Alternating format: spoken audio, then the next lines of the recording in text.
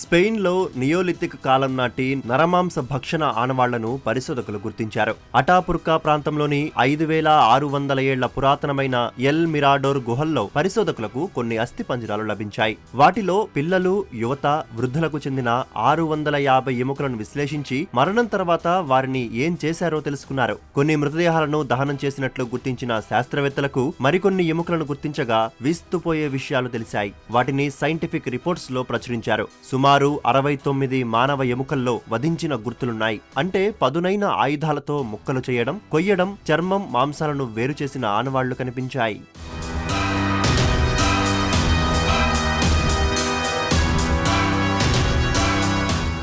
Microscope కింద ఎముకలను పెట్టి చూడగా వారిని మరో మనిషి తిన్నట్లు స్పష్టమైందని పాల్మిరా సలాడెక్ అనే పరిశోధకురాలు తెలిపారు. ఎముకలపై మానవ దంతాల గుర్తులు కనిపించాయి. అయితే వారిని చంపి తిన్నారా, చనిపోయాక మృతదేహాలను తిన్నారా అనేది ఇంకా తెలియరాలేదని వెల్లడించారు.